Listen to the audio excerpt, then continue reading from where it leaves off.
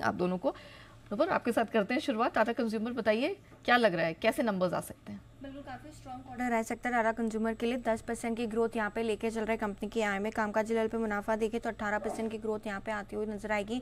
Margin में भी 100 basis point का इंप्रूवमेंट लेके चल रहे हैं। 14% के मार्जिन कंपनी ने पिछले साल किए थे, इस बार 15% के रह सकते हैं। और मुनाफा भी देखे तो 30% की ग्रोथ आपको यहाँ पर भी दिख सकती है। इंडिया डोमेस्टिक कारोबार में 9% की ग्रोथ लेके चल रहे हैं। चाय कारोबार देखे तो यहाँ पे आपको 7% की ग्रोथ आती हुई दिखेगी। नरिश्को काफ़ी अच्छा कर रहा है और यहाँ पर उम्मीद है कि स्ट्रॉन्ग ग्रोथ आती हुई नजर आ सकती है। टाटा संपन्न और सोलफुल में भी इस बार उम्मीद है कि अच्छी ग्रोथ देखने को मिल सकती है। कंसर्न सिर्फ इंटरनेशनल कारोबार को लेकर है। इंटरनेशनल टी का कारोबार है, वहाँ पे 3 से 4% की गिरावट की उम्मीद है। बाकी मैनेजमेंट की कमेंट्री डिमांड को लेकर और जो प्राइसेस है टी और कॉफ़ी के उस पर रहेगी इंपॉर्टेंट। साथ ही साथ स्टारबक्स के जो आउटलुक रहेगा उस पर भी फोकस करके चलेंगे। तो 10% की रेवेन्यू ग्रोथ और मार्जिन एक्सपेंशन की उम्मीद है इस क्वार्टर से। चलिए, तो नेट यहाँ पर कुछ अच्छे नंबर्स की एक्सपेक्टेशन है, लेकिन ICICI प्रू इसके भी नतीजे जारी होने वाले। आइए वरुण से जान लेते हैं। वरुण, क्या एक्सपेक्टेड है यहाँ पर? कोई दिक्कत की बात? नहीं, ऐसे तो कोई दिक्कत की बात है नहीं, केवल वो वैल्यू ऑफ न्यू बिजनेस जो है, वहाँ के मार्जिन जो है वो दिक्कत में है। हालांकि वो हाई बेस के कारण ज़्यादा है। अच्छा। कारोबार में ऐसी कोई दिक्कत है नहीं। आप देखिए, हमारा अनुमान है कि नेट प्रीमियम इनकम जो है उसमें करीब 5.5% के आसपास की बढ़ोतरी होगी और कंपनी का जो मुनाफा है उसमें 23.5% के आसपास की बढ़ोतरी का अनुमान है। 235 करोड़ से बढ़ के 290 करोड़ के आसपास आने वाला है। जो AP है वहाँ पे 11.5% के आसपास की बढ़ोतरी होगी। न्यू बिजनेस प्रीमियम में अगर आप देखेंगे तो ऑलमोस्ट 38% के आसपास की बढ़ोतरी का अनुमान लगाया जा रहा है। AUM में भी अच्छी ग्रोथ है, वहाँ पे भी कोई दिक्कत की बात है नहीं। करीब 24.5% के आसपास की ग्रोथ जो है AUM में होगी। जैसे कि मैंने कहा कि वैल्यू ऑफ न्यू बिजनेस, यहाँ पे अगर आप देखेंगे तो थोड़ी बहुत दिक्कतें हैं। जो VNB है 9% गिरेगा। VNB मार्जिन्स इसमें ज़्यादा गिरते हुए नजर आएंगे।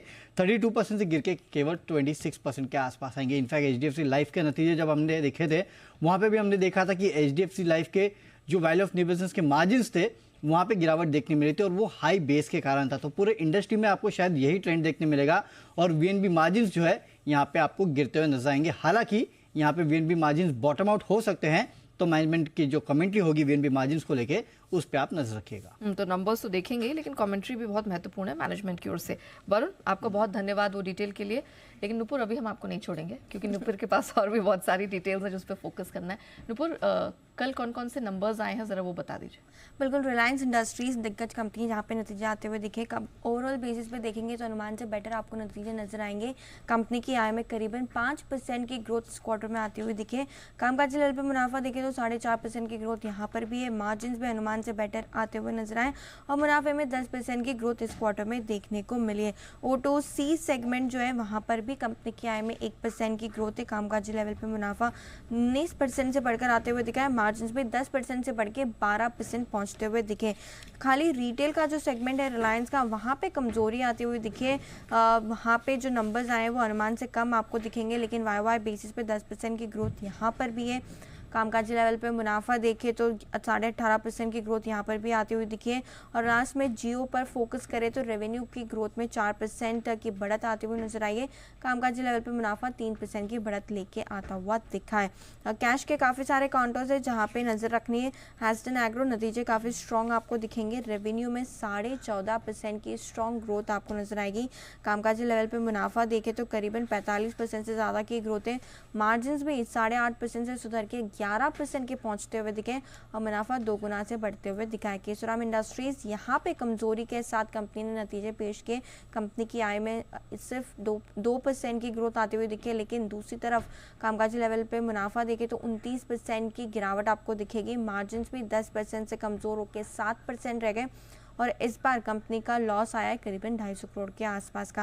रैलिस इंडिया यहाँ पर फोकस करना है। मिला जुला क्वार्टर रहा है कंपनी के लिए। कंपनी की आय में 16% की गिरावट आप देख सकते हैं, लेकिन ग्रॉस मार्जिन में इंप्रूवमेंट के चलते कामकाजी लेवल पे 6 करोड़ का मुनाफा कंपनी ने दर्ज किया है और इस बार जो लॉस है 70 करोड़ से घट के 20 करोड़ के आसपास आते हुए दिखा है। तेजस नेटवर्क, ये स्टॉक आज फोकस में रह सकता है। तोड़फोड़ नतीजे कंपनी ने पेश किए। कंपनी की आय में 4.5 गुना की बढ़त आपको दिखेगी। कामकाजी लेवल पे मुनाफा देखे तो पिछले साल 9 करोड़ का घाटा था, उससे वो स्तर के 300 करोड़ से ज़्यादा का मुनाफा है। क्वार्टर ऑन क्वार्टर बेसिस पर भी नंबर्स काफ़ी स्ट्रॉन्ग है। आती सफिकेंट यहाँ पर भी फोकस करना है। कंपनी की आय में बिल्कुल फ्लैट ग्रोथ आपको नजर आ रही है। कामकाजी लेवल पे मुनाफा देखे तो 3.5% की ग्रोथ यहाँ पर भी है। मार्जिन में 20 बेसिस पॉइंट की इंप्रूवमेंट है और मुनाफा बिल्कुल फ्लैट ग्रोथ यहाँ पे आती हुई दिखी है।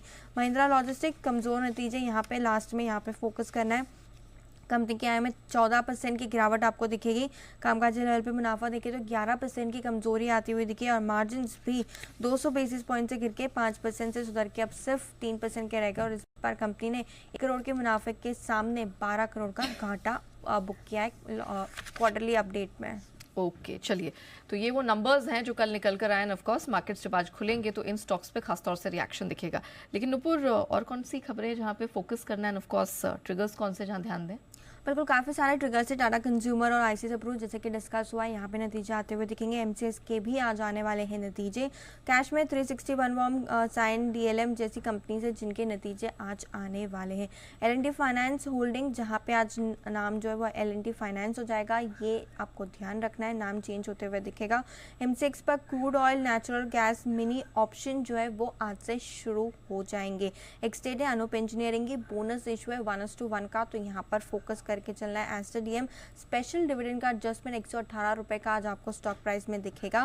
Fortis Malhar hospital interim dividend 40 रुपए का है, 90 रुपए की स्टॉक प्राइस है, तो यहाँ पे आज आपको एडजस्टमेंट दिखेगा। आईएफएल फाइनेंस राइट्स इशू जो है 30 अप्रैल से 14 मई के बीच ओपन होगा, उसकी भी आज एक्स डेट है, तो यहाँ पे फोकस रहेगा।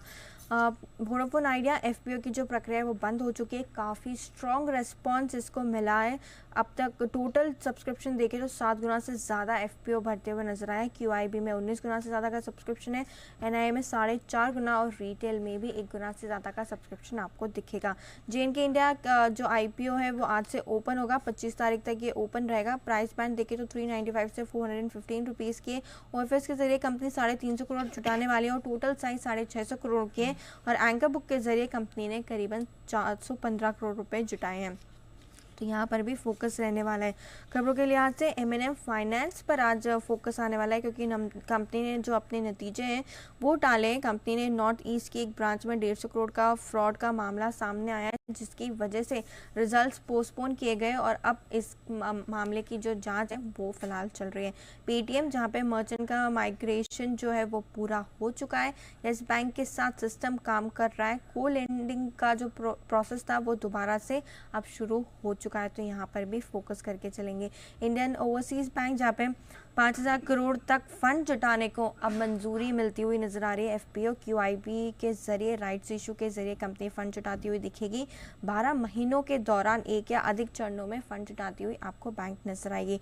आइनॉक्स विंड 25 अप्रैल को बोर्ड बैठक होगी, जहाँ पे बोनस इक्विटी शेयर जारी करने पर बोर्ड आपको विचार करता हुआ नजर आएगा।